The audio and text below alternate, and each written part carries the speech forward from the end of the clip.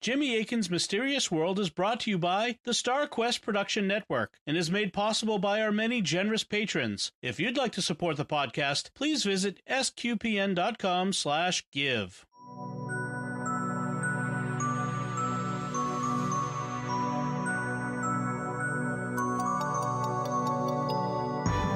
You're listening to episode 80 of Jimmy Akin's Mysterious World, where we look at mysteries from the twin perspectives of faith and reason. In this episode, we're talking about alien implants. I'm Dom Bettinelli, and joining me today is Jimmy Akin. Hi, Jimmy. Howdy, Dom.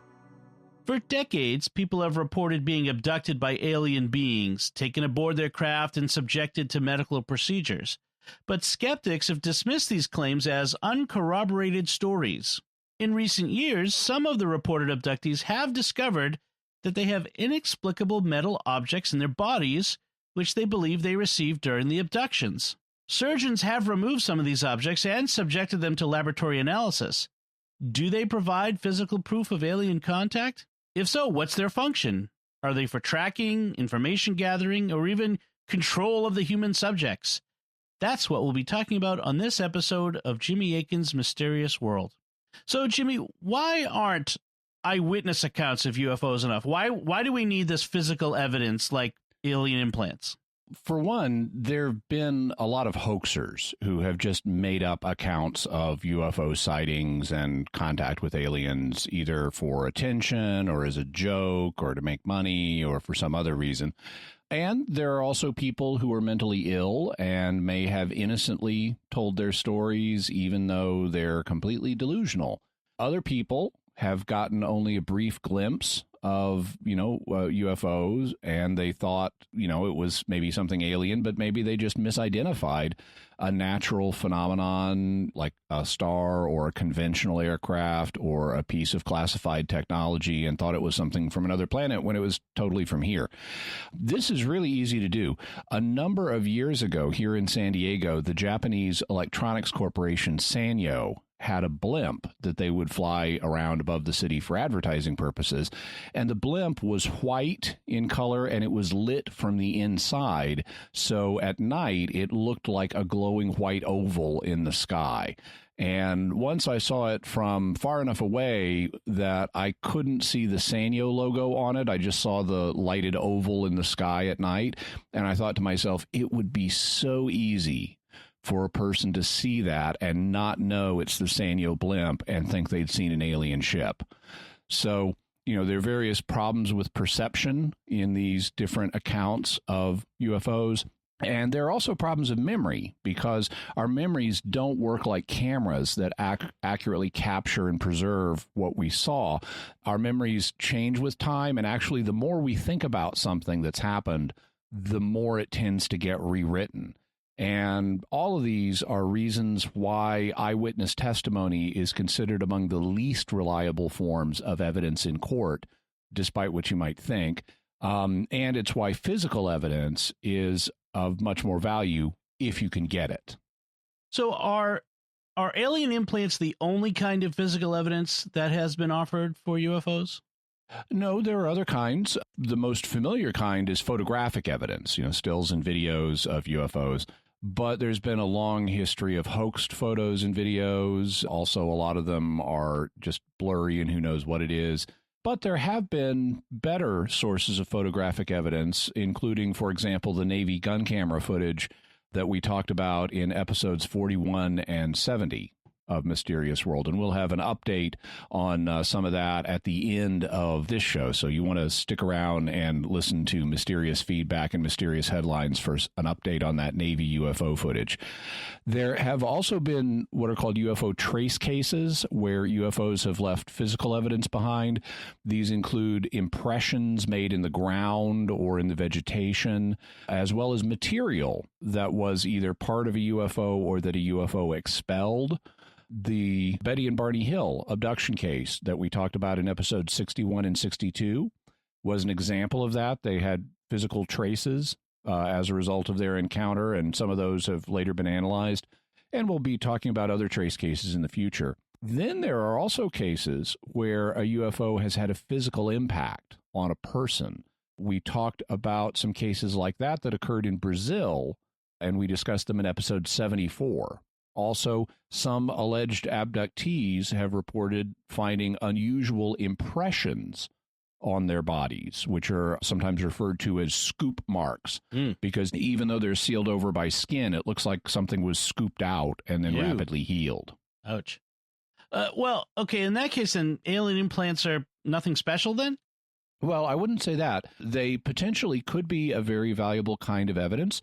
Presumably, they would be functioning bits of alien technology, and if we could show that they are, and, that we don't know how to make this kind of technology, then that would demonstrate that there's something exotic. I mean, think about if you sent an iPhone back 400 years in time, the people who found it wouldn't know what it was, and if they tore it apart, they wouldn't have any idea how it worked, but they could poke and prod and swipe at it enough to get it to wake up and reveal itself to be some kind of device. And in the same way, we might be able to determine if alien implants were actually advanced technology, even if we couldn't tell how they work or figure out how to reverse engineer them. Also, we now have scientific equipment that could potentially let us determine whether an object is from our solar system or from elsewhere. And we could use this technology that we have to evaluate the supposed alien implants. How would that technology work? Our solar system condensed out of a nebula that was created by a supernova about, over 4.5 billion years ago. When the supernova detonated, it created certain elements. For example, you need a supernova in order to create elements that are heavier than iron, which is element 26. You can make iron with stars that don't go supernova, but anything heavier than iron, got to have a supernova to make it. So, for example, if you have a wedding ring that is silver or platinum or gold, those being elements 47, 78, and 79, then the atoms in your wedding ring were made in a supernova. But supernovas don't just give rise to elements. They also give rise to different isotopes of elements and in certain ratios. So what's an isotope? An isotope is a variant of a chemical element that has a specific number of neutrons. There are 3 terms that scientists use to describe types of atoms. You've probably heard them. They're element, ion, and isotope. There are also 3 kinds of particles that atoms are made of, protons, electrons, and neutrons. The number of protons that an element has that an atom has tells you what element it is. For example, if an atom has 92 protons, then it's the element uranium. The number of electrons that an atom has tells you what ion it is. Oftentimes, an atom will have the same number of electrons that it has protons, so it'll be electrically balanced. Protons are positive and electrons are negative, so for the atom to be balanced, it needs the same number. And a typical uranium atom since it has 92 protons, it's also going to have 92 electrons.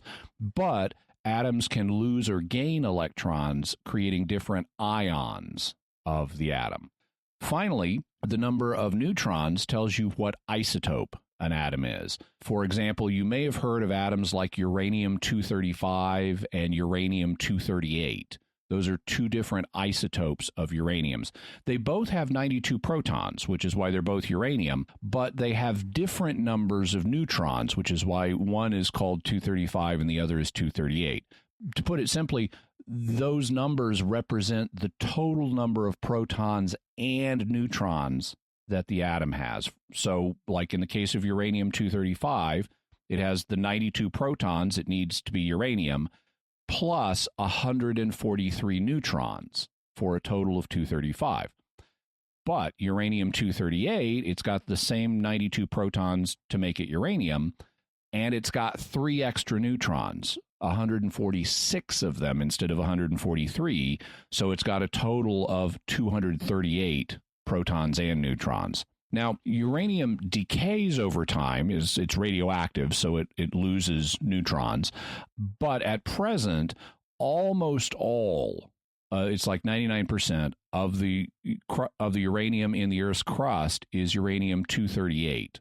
Less than 1% of it is uranium-235.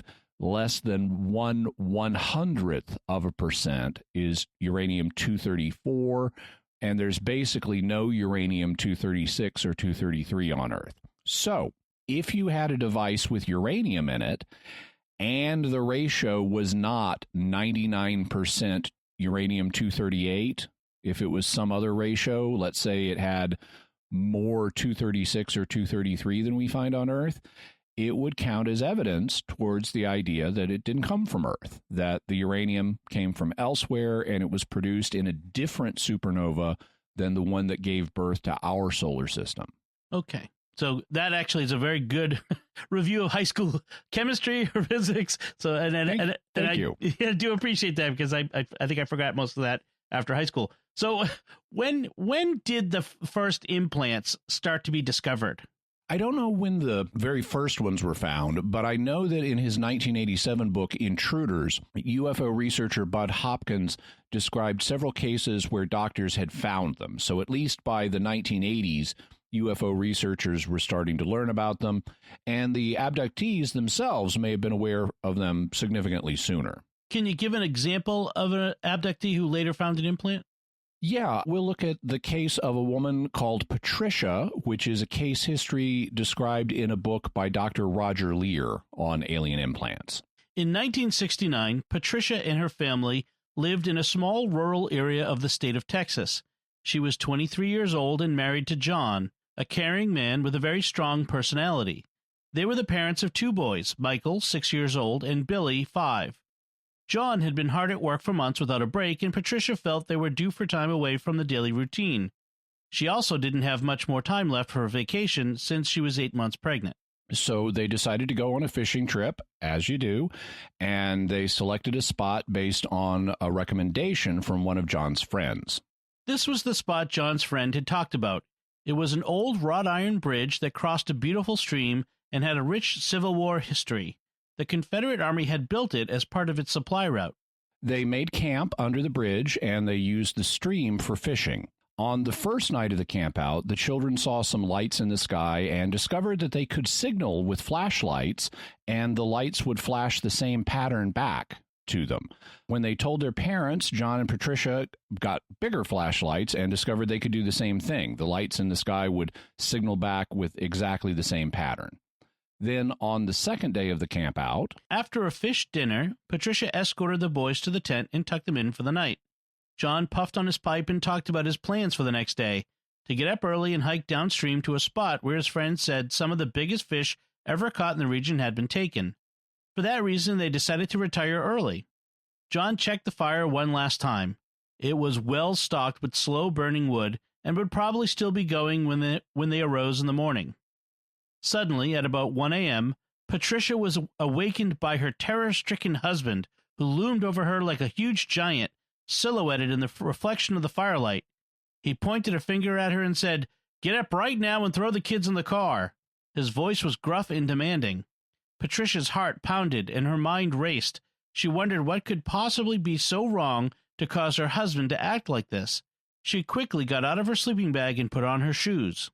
They got everyone in the car, and John started driving frantically away from the campsite. When Patricia asked him what was happening, he said that something had been with them under the bridge, but it wasn't a person, and it wasn't an animal. As they flew down the highway, a bright light started to follow them and grew brighter. At some point, Patricia ordered John to stop the car, and he did. The light was now gone, and they realized that the car was pointed in the wrong direction. They had been driving away from the campsite, but now they were pointed back toward it. As they approached the campsite, Patricia was aware that something was wrong. The first thing she noticed was that the campfire was out except for the red glow of the ashes. She thought, "This is impossible. John made that fire to last all night." So they may have experienced missing time. They collected their belongings from the site and decided to drive home. They broke off their camping trip. On the way home, another light, a greenish one, followed them for several miles, alarming Patricia and John, but then it vanished, and they made it home by 7 a.m. A year later, in 1970, Patricia had another experience when she woke up at 3 a.m. Patricia became aware of a strange greenish light shining on the bed. She turned her head and looked around.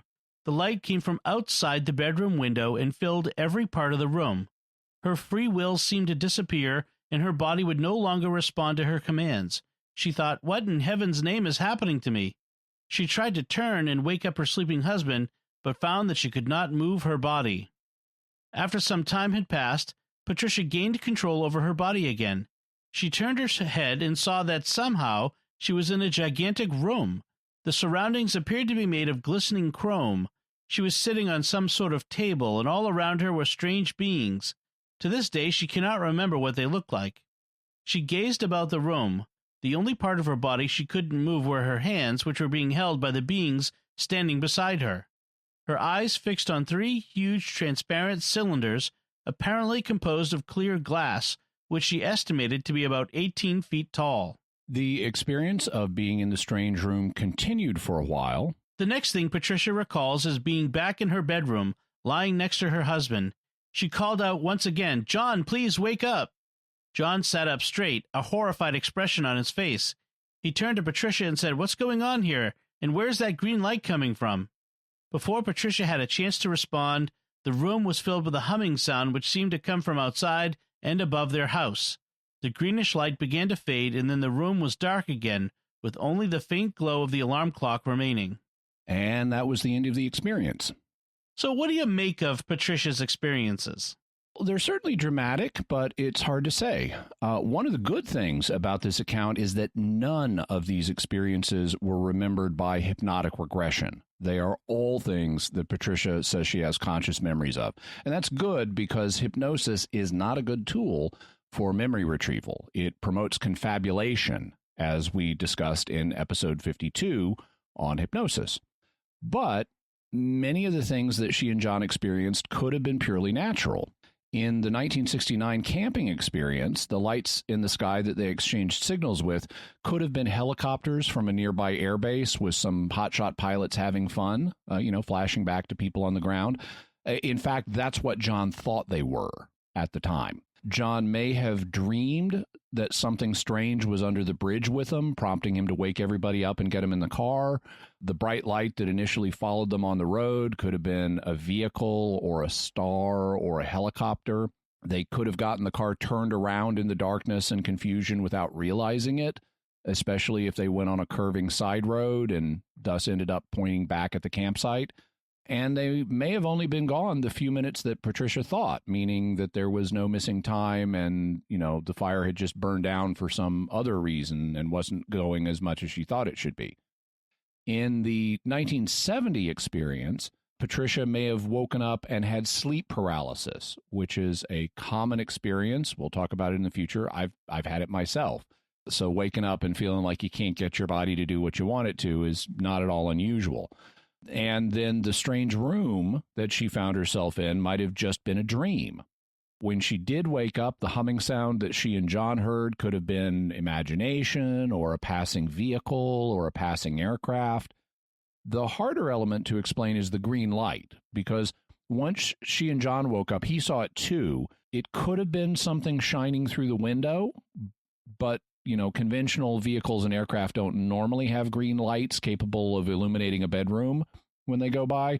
And if it was a normal light, say car headlights shining through green curtains, they wouldn't have thought the color of the light was odd because it would happen all the time because they had green curtains in their bedroom, which they apparently didn't. So there are a lot of natural explanations for the things that Patricia experienced. Although, of course, she and John could also be hoaxers.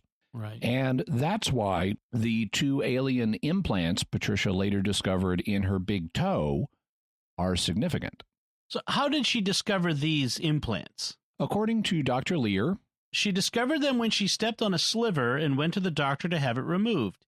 He x-rayed her foot and noticed what he thought were 2 pins in her left big toe. He asked her when she'd had surgery and didn't believe her when she denied that she'd ever had an operation on her foot. There was no scarring and no indication that it had ever been cut open or that objects had been introduced into it.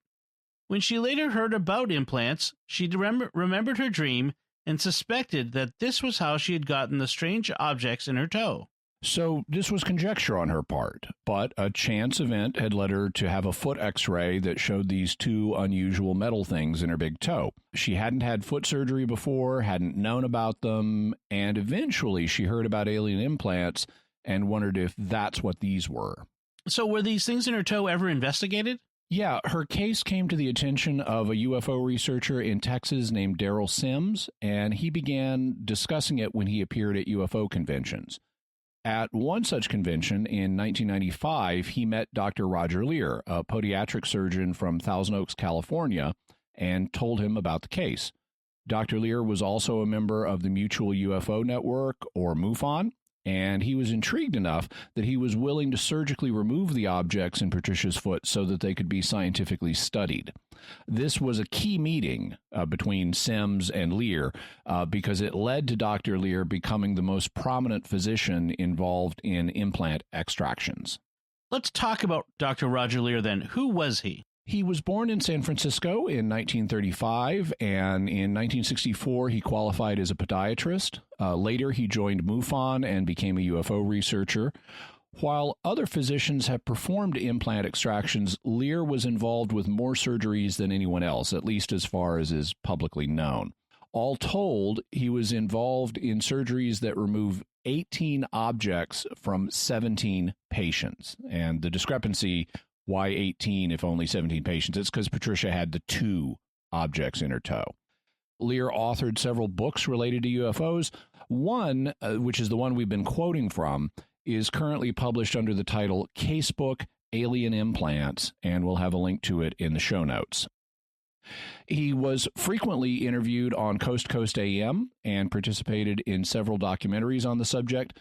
The final one was a documentary called Patient 17 about the 17th surgery patient, and we'll have a link to that documentary as well. This one was by Jeremy Corbell, the same guy who made the Bob Lazar and Skinwalker Ranch documentaries that we discussed in episodes 22 and 36.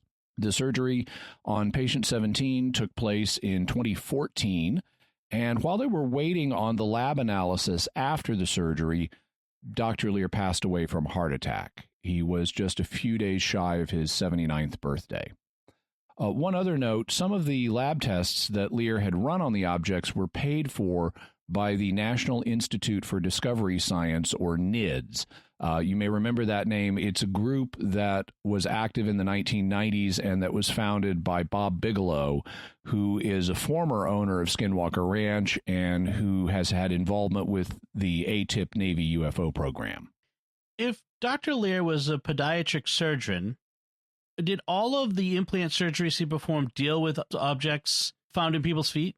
No, and it's worth talking about the fact that he was a podiatric surgeon because I've seen people mock him about this. For example, Penn and Teller have an episode of their program BS where they just heap scorn on Dr. Lear as a foot doctor. I don't think they're being fair, though, because Lear only removed objects if they were found in people's feet, which is something he was fully qualified to do. In the case of objects found elsewhere in the body, Lear organized teams that had a supervising surgeon, like, a general surgeon, who did the actual removal. Lear did what he was qualified to do, and he arranged for qualified surgeons to do the others, so that's entirely on the up and up. Also, Lear took elaborate precautions to protect the chain of evidence. Once an object was extracted, he rigorously documented the chain of custody. He had multiple witnesses sign documents when he put the objects into protective containers. He put protective seals on the containers. Whenever the objects were removed from the containers, he again had multiple witnesses sign to attest to what was being done with them. And he had all of these steps filmed so that there would be a video record. Then he sent the objects to independent labs for analysis, and he frequently made sure that the labs were blind, meaning that the people testing them didn't know what they were looking at or where they had come from, so it couldn't skew their results. So he was really quite professional about this. I think it's unfair to mock him because he was a foot surgeon.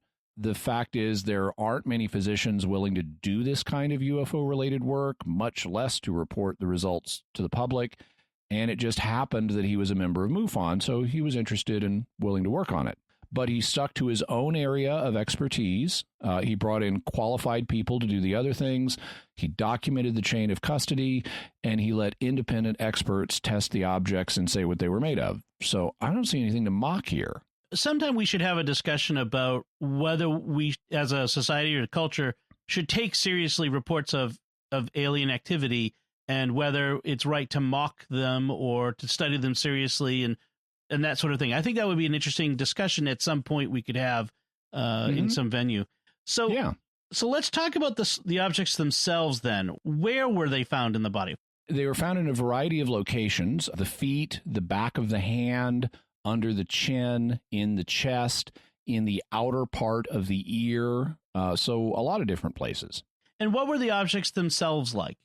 Well, let's quote from an article that Dr. Lear wrote just before his death. You and I will go back and forth so I can comment on some of his findings. He listed 15 characteristics that the objects tend to have. 1. No inflammatory or rejection reaction by the body to these foreign objects. In his book, Lear made a big deal about this. He was very surprised when he sent tissue that had surrounded the objects to pathology labs for analysis, and the labs reported that the tissue did not have inflammation. He explains, "It is impossible to have a foreign substance enter the human body without having the body react to that substance. Our system of defense is designed to ward off any invading substance, providing the body with the protection it needs. The results of this defense is inflammation." So it was very unusual to find tissues surrounding these foreign bodies weren't inflamed, but that wasn't the only odd thing they found. 2. No visible portal of entry. This is significant because if you have a foreign body in your object, whether it was inserted there deliberately or got there accidentally, you'd expect there to be a scar. But Lear and his colleagues used magnifying glasses and could not find scars near these objects. 3. Collections of specialized nerve endings surrounding the object.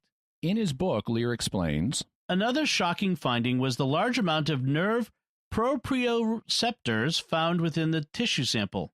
There was no anatomical need for these specialized nerve cells to be clustered around a foreign body housed deep within the confines of a toe next to a bone.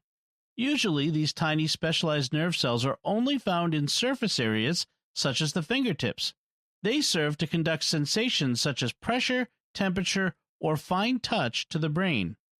Another area where proprioceptors are found is on the bottom of the foot.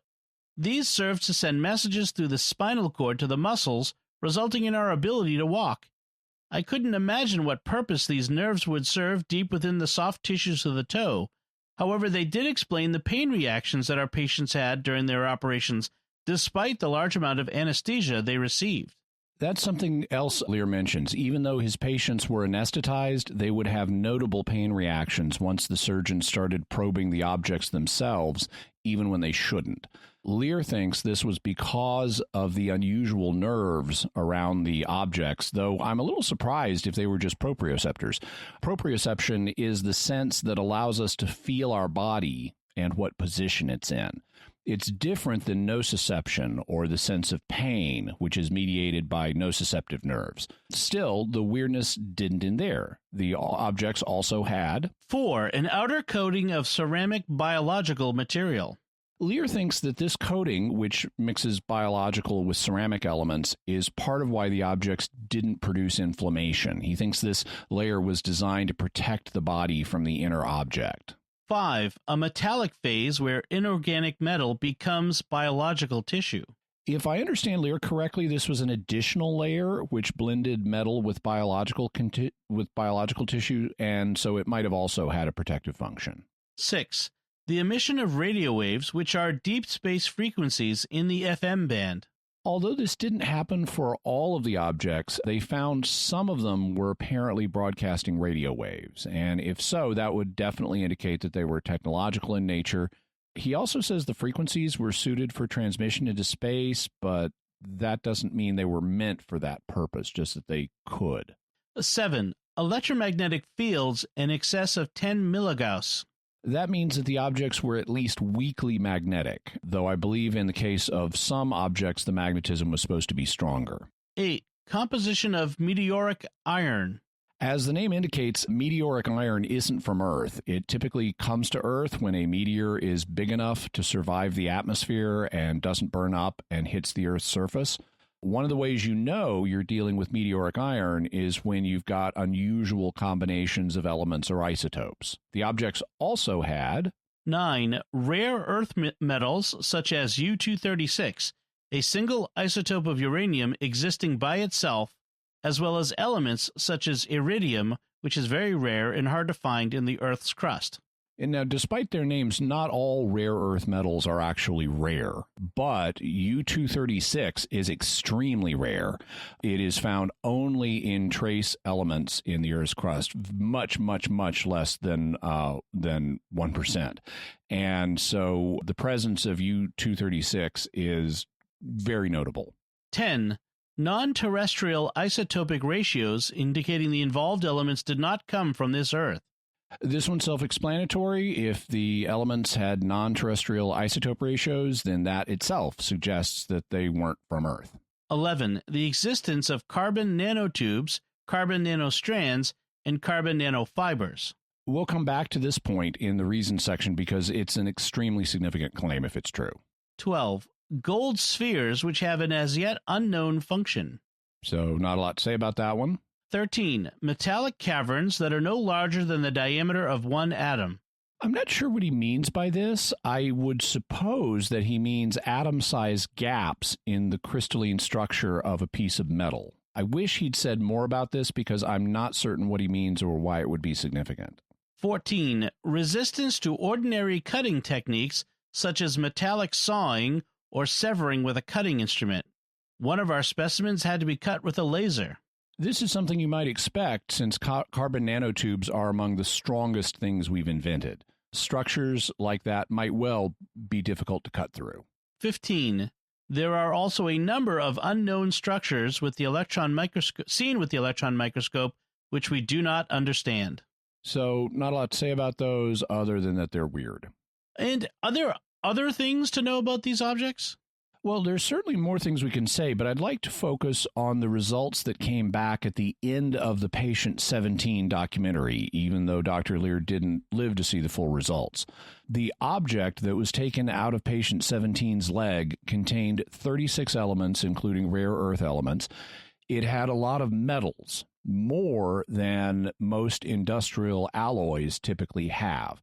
One of the experts they interviewed said that most complex alloys have maybe 5 metals or oxides, but this had 36. The metals included gallium, germanium, and palladium. Another metal was yttrium, which is used in superconductors, and iron was the most prominent, and the object was estimated to be 25% meteoric iron. The isotope ratios were similar to terrestrial ones, but they were off enough that some of the experts thought they were non-terrestrial.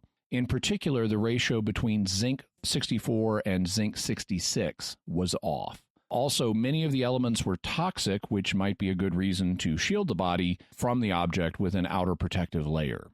So before we get into our theories about this, I do want to stop and take a moment to thank our patrons who make this show possible, including Armand P., Teresa C., Susan B., Sandra C., and Donna K. Their generous donations at sqpn.com/give make it possible for us to continue Jimmy Akin's Mysterious World and all the shows at StarQuest, and you can join them by visiting sqpn.com/give.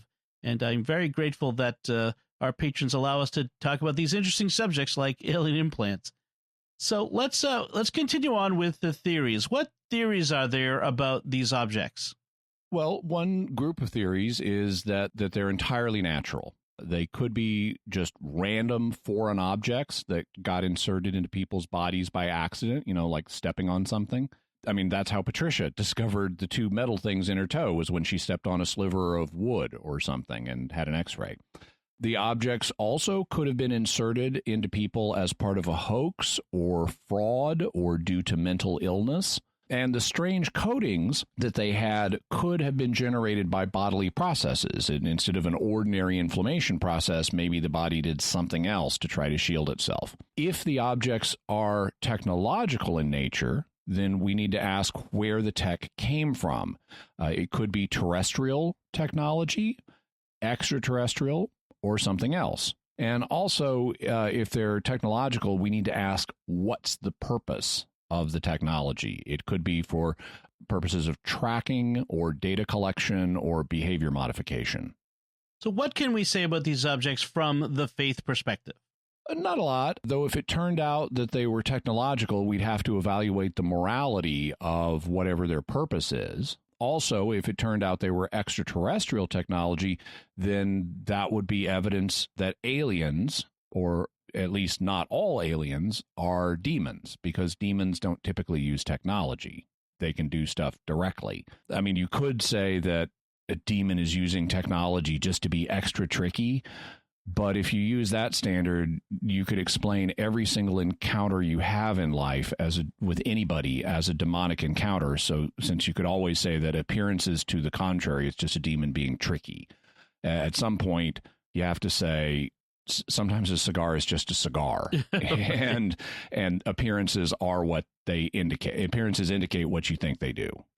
So then let's talk about the reason perspective. What can we say about these objects from the reason perspective? Well, let's start with Lear's credibility, since he's a key figure in this. We've already mentioned that I don't think he should be mocked on the grounds that he was a podiatric surgeon. If you want to attack his credibility, you need to find other grounds. And so have other people proposed other grounds to attack his credibility?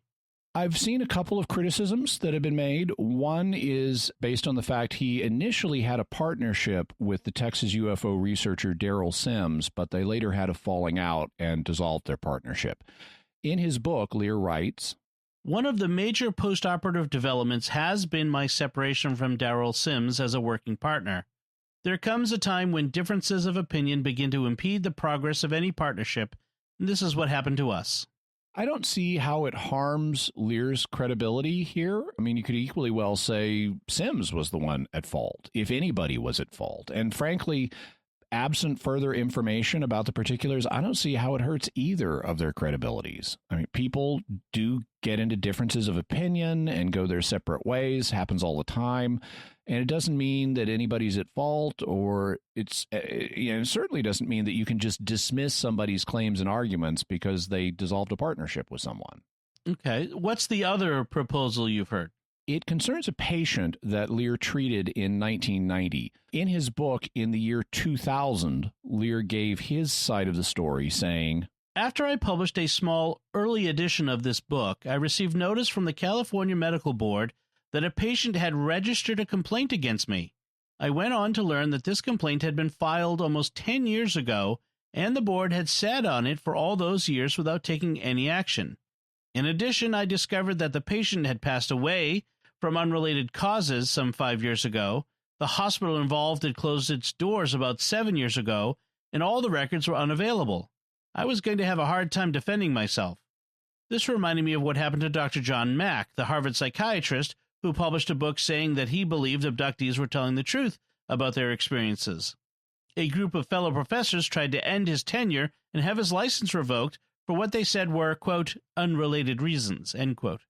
I suspected I was now the object of a similar type of witch hunt." And that's not implausible. Ufologists really can get punished professionally. I know of another case where a professor at Temple University named David Jacobs had his job threatened because of his ufological work. So for the California Medical Board to revive a 10-year-old complaint or almost 10-year-old complaint after the patient is dead and the records is no longer available, I mean, that could be an attempt to punish Lear for publishing a book on UFO implants. Still, that's just his side of the story. So what's the other side of the story? Critics of Lear, and this includes Penn and Teller, cite the fact that in 1998, the California Medical Board gave Lear 3 years of probation for, quote, repeated acts of negligence, close quote. Now, that sounds really bad. Probation, repeated acts of negligence, but think about what these terms mean. Probation doesn't mean the board considered him as having done something so bad that he needed to stop practicing. Probation is a period where you're being tested to make sure you're doing what you should. So the board didn't revoke his license. They let him keep practicing. They just wanted him to complete certain requirements to certify that he was doing things the way he should. Also, negligence doesn't mean actively harming someone. It means failing to do something that you should have. So what happened in this case? And does it have anything to do with Lear's work on implants? Well, I looked up the board's judgment online, and we'll have a link to it so you can read it for yourself. But basically, here's what happened.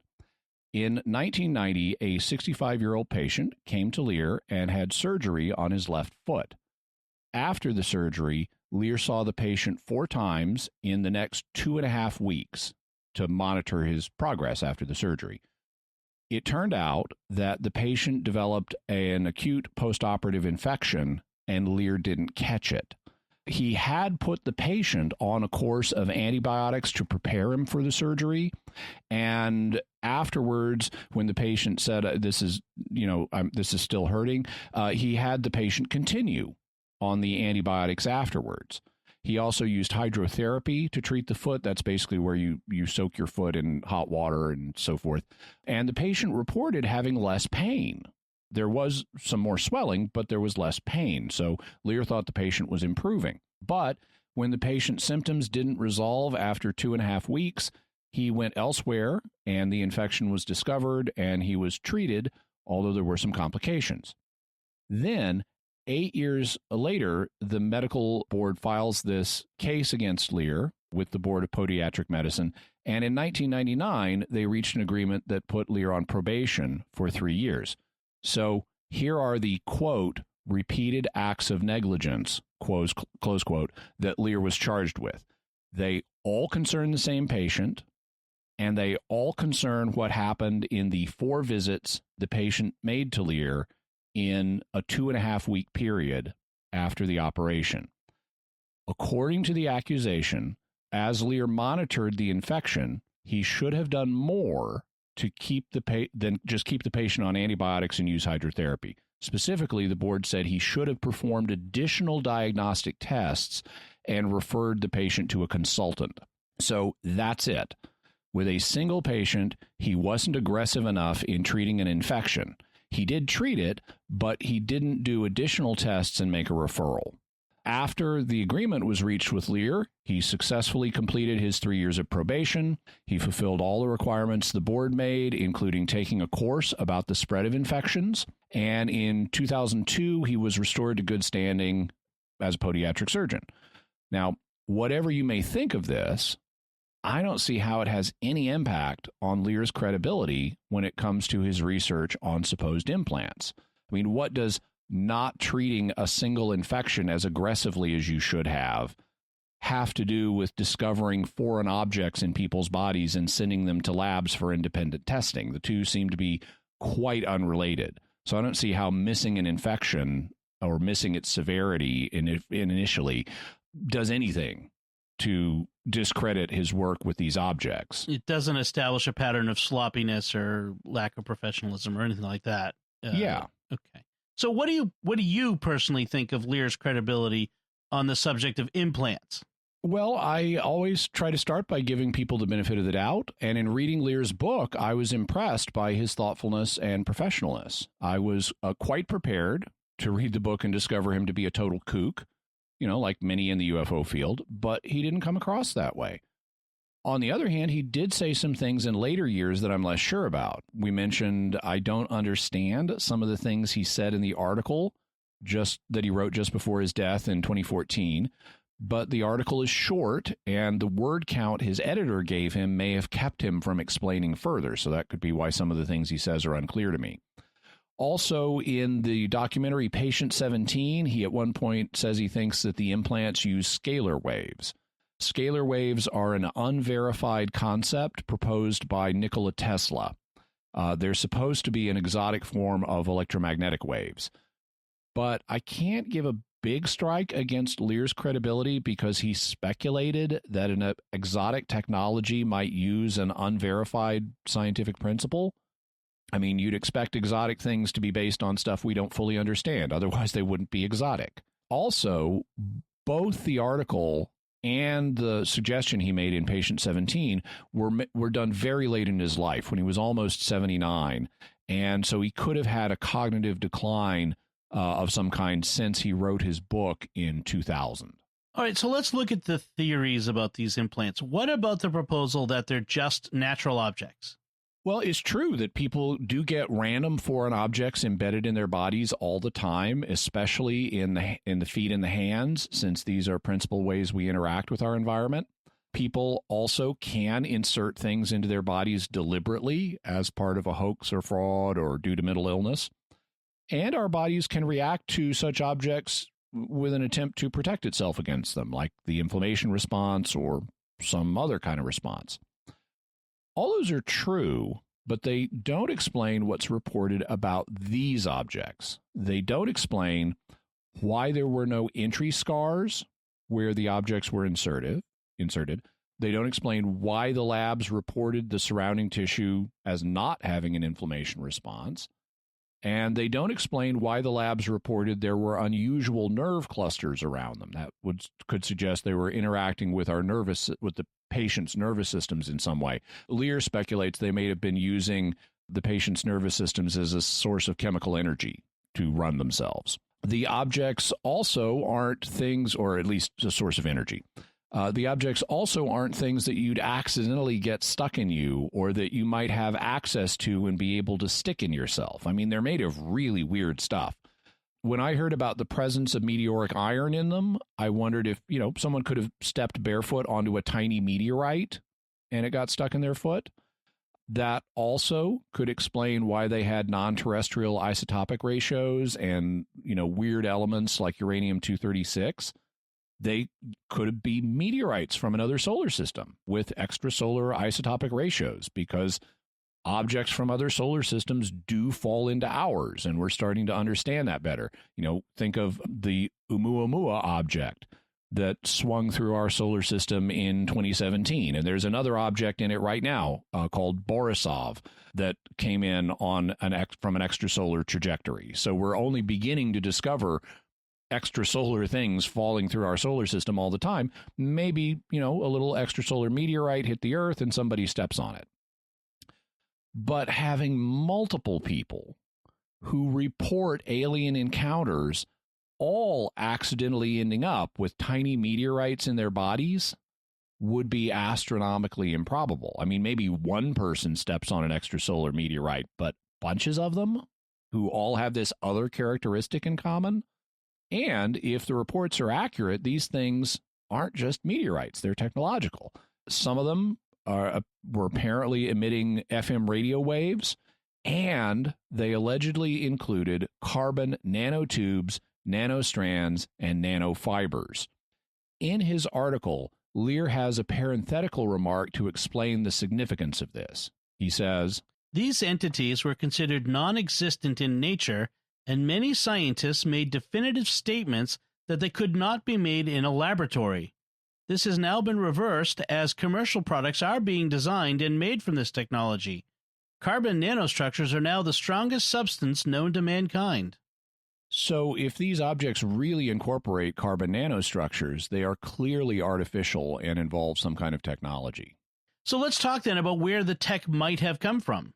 The first option is it could be terrestrial, but it wouldn't be something that multiple delusional abductees would have had access to and been able to insert into their own bodies. It's not like you can go down to Walmart and buy one of these things and stick it in yourself. Alien implants on sale at Walmart. Yeah. The bizarre elemental composition of these things makes that particularly unlikely. One of the experts in patient 17 said that, as we mentioned, standard alloys have 5 metals or oxides, and these have 36, many of which are rare and toxic. And an ordinary person, or especially a delusional person, wouldn't easily get access to objects or be able to make objects like that. Also, the unusual isotopic ratios place them out of the reach of ordinary people. Now, I want to stress, and this is something I have not seen stressed in the literature on these, but it is entirely possible for us to change the isotopic ratios that are found in nature. So the mere fact these have weird ratios doesn't mean they didn't come from here. We can change isotopic ratios. That's how you make a nuclear bomb, for example. As we mentioned, 99% of the uranium on Earth is uranium-238. But uranium-238 is useless for making an atom bomb. You cannot make one with 238. What you need to make a bomb is 235, which is less than 1% of the uranium on Earth, and it's all mixed up in the 238.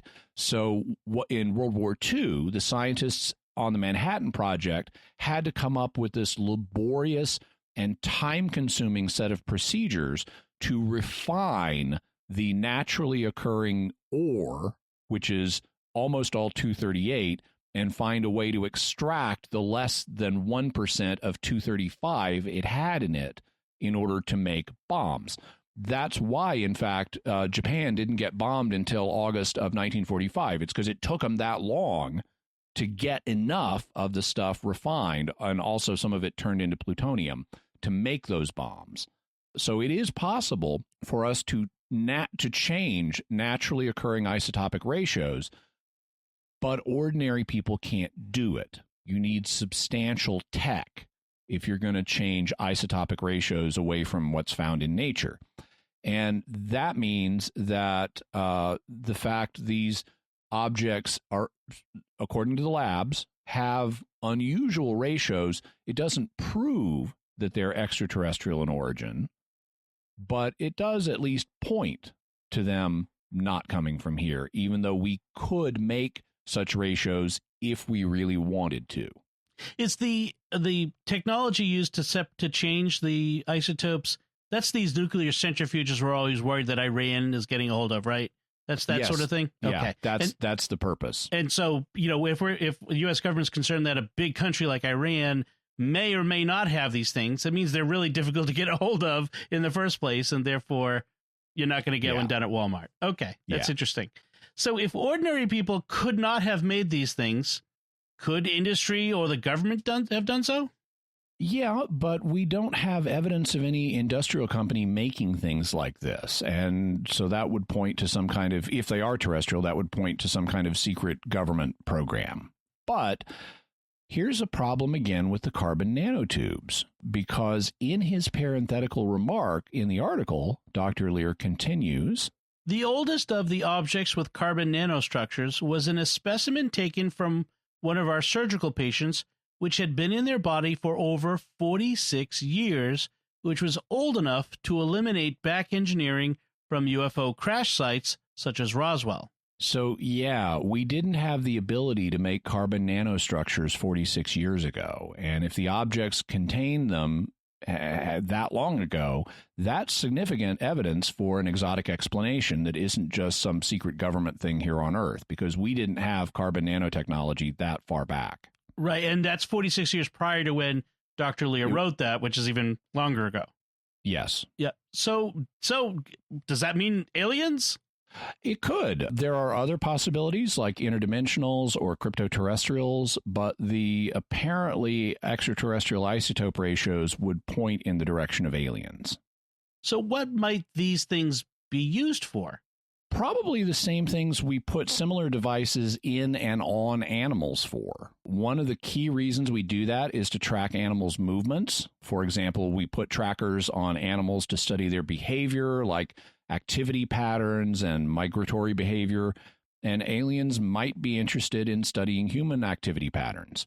Another reason we put trackers on animals is to be able to find them when we want them. Aliens thus might want to tag a human being that they plan to abduct repeatedly so they can find him when it's time for the next abduction.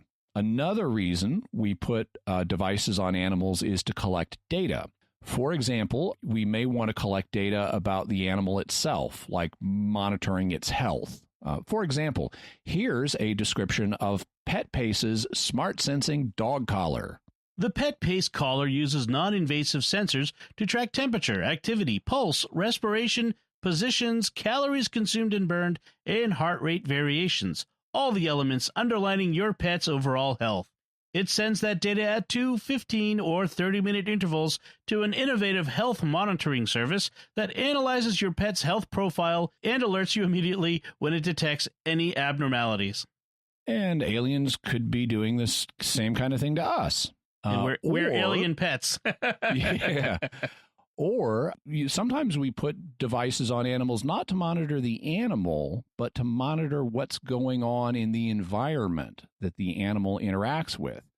For example, in the Cold War, the CIA had a project called Acoustic Kitty, where they sewed microphones into the ears of cats so they could use them to eavesdrop on Soviets. So the idea is you got the kitty wired for sound, you send it to where the Soviets are, you listen to what the Soviets are saying. But this project was abandoned in part because the cats wouldn't go where the CIA wanted them to. Have you met a cat before? Yeah. Finally, we also sometimes put devices in or on animals to modify their behavior.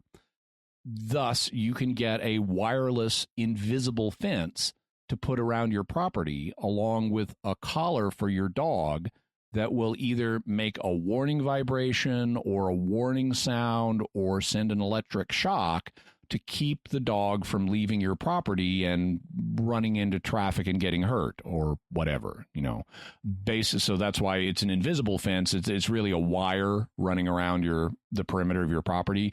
But when the dog collar gets near it, it warns the dog one way or another, don't go any further, and thus modifies the dog's behavior. Also, as part of the CIA's MK Ultra mind control project, they implanted dogs' brains with control devices. And here's how the New York Post described that. The pooches could be made to run, turn, and stop as scientists zap the reward center of their brains with electrical currents, according to the CIA papers, which were published in 1965. Quote, the specific aim of the research program was to examine the feasibility of controlling the behavior of a dog in an open field by means of remotely stimulated electrical stimulation of the brain, end quote, the documents state. So aliens or whoever made these things could be using the implants to modify human behavior for some purpose. But we don't see strong evidence of behavior modification in the people who have implants. If the implants were controlling their behavior, they probably wouldn't be reporting them and having them taken out. So if it's behavior modification, it doesn't look like it's particularly effective behavior modification in some of these cases. And my guess would be it's not behavior modification at all. It's some kind of data collection or tracking system. So, Jimmy, what is your bottom line then on these alien implants? Well, Dr. Lear was absolutely convinced that these objects were deliberately implanted alien technology. In the article he wrote right before his death, he referred to them as the smoking gun that proves it. But I'm not as convinced. I don't think that Dr. Lear was lying. From what I can tell, he seemed quite honest. I also don't think that the independent labs that ran the tests were lying. In fact, in the Patient 17 documentary, they note that if you pay a lab to test materials in this way, it is a federal crime for the lab to knowingly misreport the results. But when Dr. Lear and the documentary makers would challenge the labs that tested the objects and the surrounding tissue, they would say things like, well, tests can be inaccurate and the body can respond in unusual ways, and similar things that would leave the door open for a natural explanation. Thus, the experts that Jeremy Corbell talked to in Patient 17 expressed different opinions. And at the end of the documentary, Corbell says he's not convinced and we need one way or the other, and we need more testing. And, that's a sentiment I can agree with. In order to get proof one way or the other, more testing needs to be done. Fortunately, Dr. Lear wasn't the only person working in this field. So I'm sure further testing is being done by various individuals, and hopefully we'll have new and more conclusive results in the future.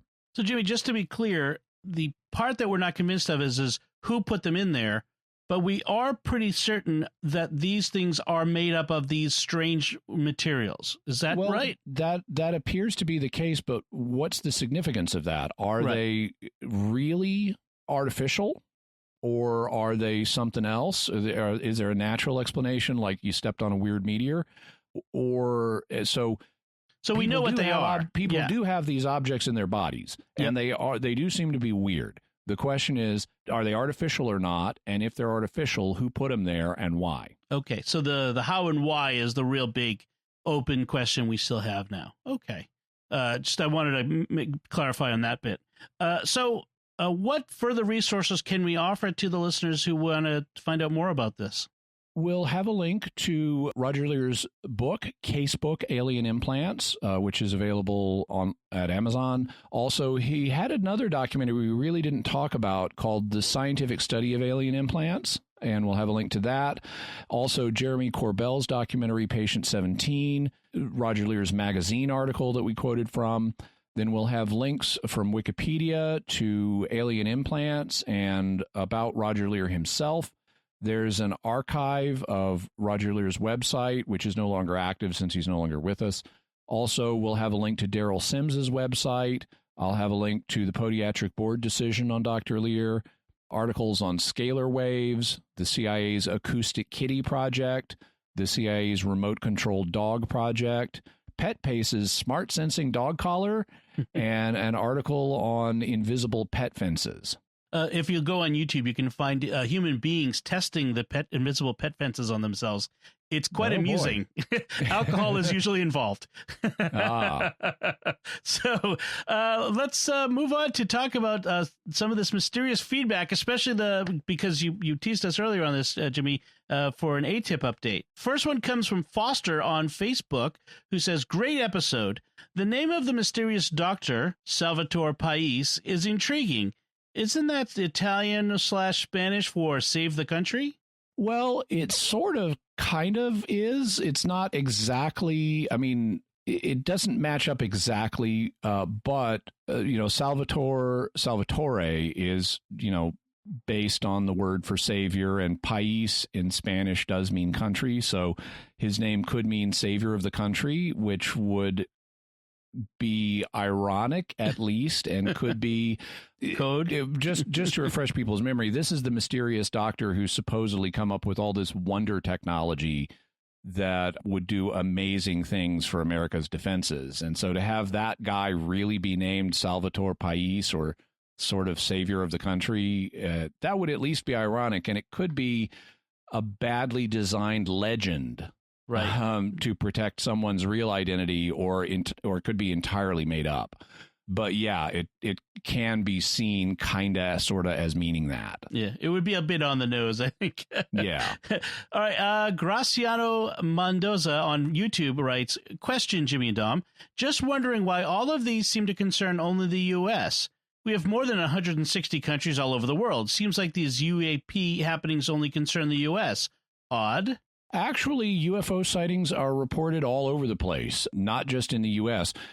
We here on this episode may tend to mention the U.S. ones a little bit more because they're more directly, we're based in the U.S. here, and both Dom and I live in the U.S., and so we know more about what's being reported in the U.S., and also we're both English speakers. We don't have access, or I don't have access to original language documents from elsewhere in the world. Even if I had them, I couldn't read them. So there is a greater selection of ones connected with the U.S., but actually UFO studies and sightings are happening all over the world, and some governments have released their UFO files, including Brazil. And thus, just recently, we had an episode on UFO encounters in Brazil. So it's not just the U.S., it's just that on this show, for reasons, we tend to know more and be able to report more about the ones that are in English and connected with the U.S. Although we'll also be talking about ones elsewhere. Like I'm sure at some point we'll have an episode on the famous Rendlesham Forest encounter that occurred in the U.K. And that TV series, Unidentified, which it was by the people behind the ATIP stuff, that they talked about incidents in the UK and in Italy that were part of that, and in Mexico, and that's right, and in Mexico. So yeah, we like you said, we're U.S. based and English speaking. So Dan on Facebook writes, regarding the 2004 Tic Tac incident, There were two videos apparently recorded at the same time frame. According to some researchers, the two videos were not recorded at the same time, but in different years. The UFO seen in the incident is nothing more than a drone, and its movements are an artifact of the gimbal camera system. So this is a claim that has been made by various individuals seeking to provide a natural explanation for the Tic Tac footage. The claim is because at the end of the Tic Tac footage, the object seems to accelerate very rapidly out of frame. And the claim is that that's because the pilot of the aircraft that was filming it banked. And so the object really isn't moving any faster than it was. It's just he's turning his own plane away from the object, and that's what makes it seem to suddenly accelerate out of frame. Well, just this week, an interview was released with the pilot who took that footage. Now, you may remember from our previous episodes, we discussed a pilot named Dave Fravor, who was involved in this incident, but he's not the one that took that footage. That individual was previously anonymous. It hadn't released his identity to the public, but he has now. His name is Chad Underwood, and he gave an interview in which he was specifically asked about this possibility. Did you bank the plane, and is that what caused it to seem to zoom out of frame? And he said, no, it did that on its own. He was not moving his plane in a way that would explain what we see in the video footage. So we'll have a link to that in Mysterious Headlines so you can read it for yourself. And, you know, David Fravor and these other pilots, Fravor was the commander of the squadron. These guys know how their systems work. They would point out that that's what's happening. So otherwise they'd be being intentionally dishonest and knowing that they would be called out on it. Anyway, so yeah. So that brings us to our headlines, Jimmy. You mentioned one of our mysterious headlines, this interview.